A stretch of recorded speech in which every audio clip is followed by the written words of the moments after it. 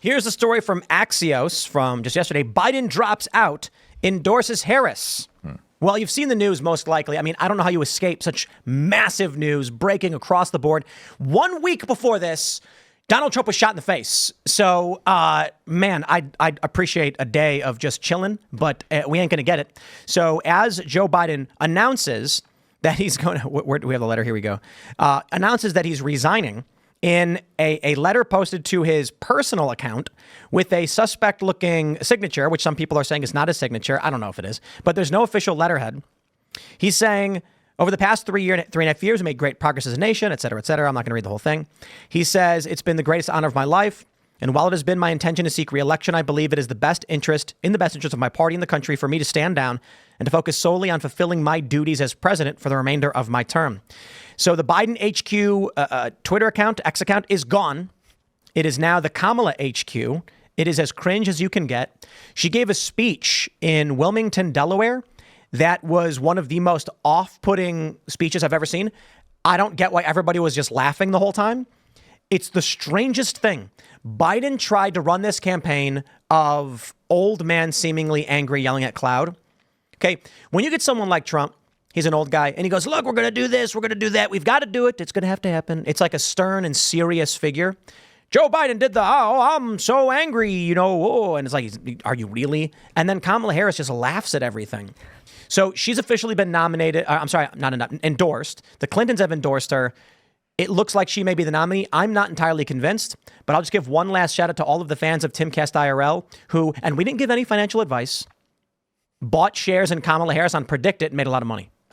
I think the Democrats at the formerly Biden headquarters are laughing because they would like to be crying. I think this is really not the outcome that most of them wanted. Kamala Harris was a left of Biden candidate when she ran in 2020. She wasn't even polling that well then. The only thing that I see about her from Democrats online is this coconut tree line. Like, did you fall from a coconut tree? Which I guess is the only witty thing she said in the last 5 years. So witty?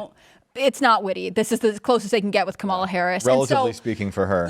This is what they have to cling on to. Yeah. I think part of it is Democrats have always been the party of fall in line immediately. And so that's why you're seeing this circling the wagons. We're all going to endorse Kamala because we're effective. They're very much effectively out of time. There's 1 month until the DNC. They're talking about holding the virtual confirmation process. And then there's 106 days until the election. And not just that, but also the party of identity politics. Yeah. Let's be honest. She's a DEI hire. And that's exactly why she's there, because she's going to play the black card.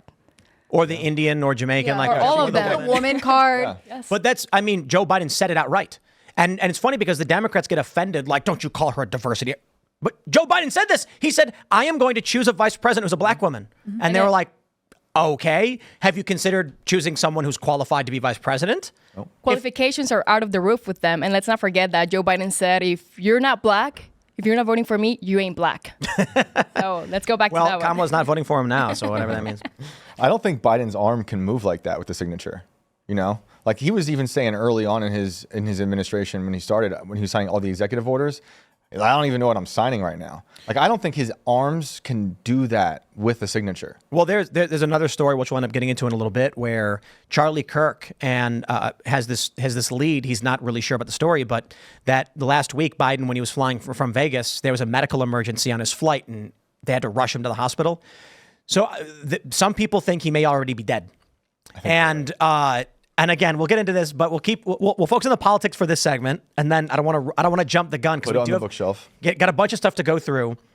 Let's talk about, well, first here's Kamala HQ X account, and Newsweek was like, Kamala is embracing the memes. Okay, right. Look, it's her dark Biden, her dark Biden. The post. It's surreal watching this. I got to be completely honest. When I was watching her speech on Fox News, it's all grainy and broken down, and it seems like watching a movie, not reality. Like, it does not seem real. It's all scripted. Absolutely. They planned this. This has absolutely been planned, and there's one reason.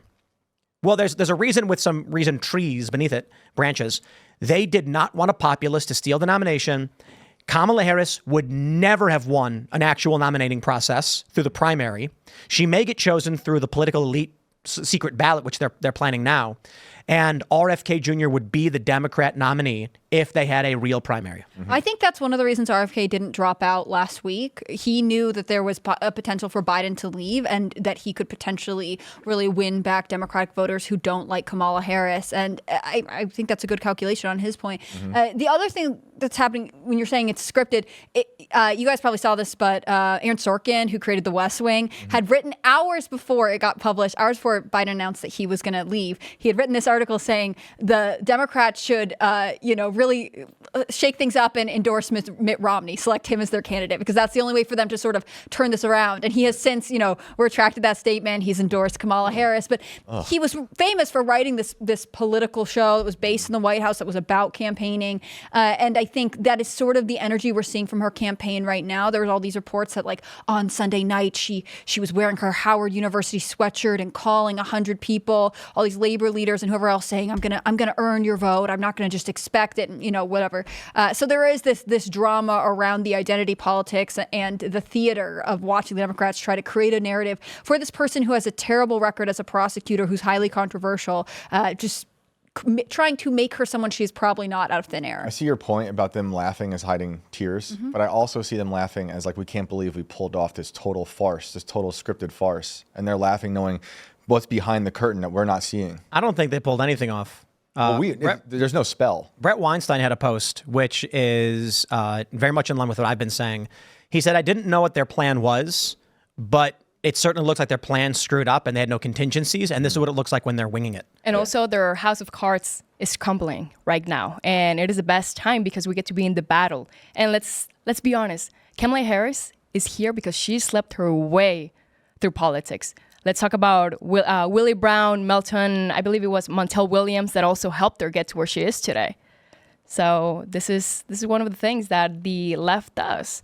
I mean, she's always been someone that people don't love, right? No one's just full on embraced Kamala Harris for a number of reasons. Again, I'm going to go back to her record as a prosecutor and the controversy she has around death row inmates and withholding evidence that could potentially exonerate someone. But she is now, again, trying to become someone the Democrats need. And I think Tim's right, exposing the fact that there is just chaos and there was no plan. I mean, Benjamin Netanyahu, flew in today and no one met him on the tarmac, right? Biden can't be there because he, quote unquote, theoretically has COVID, so he has to, hide from the public. And Kamala has to go to Delaware and beg the Biden campaign to still back her, to not leave the campaign, to support her, to continue working for her. So we have this world leader who's just sort of arriving to no fanfare. Didn't they cancel the meeting with Netanyahu? I mean, they must have, right? Because she's not there to greet him. He's theoretically going to address Congress in a joint session later this week. So there's some stuff going on. But we didn't even dispatch Chuck Schumer to go meet him. We were just sort of like, oh man, sorry, dude, we've got our own problems. So the famous quote from Kamala Harris is something like, to be unburdened by what has been. Or something like, what is this? What is it's like unburdened by what has been and something about. No, it's something. Hold on, I'm going to look it up. Like what we can be unburdened by what has been or something like that. She says it all the time. What does that mean? So, she's trying to say.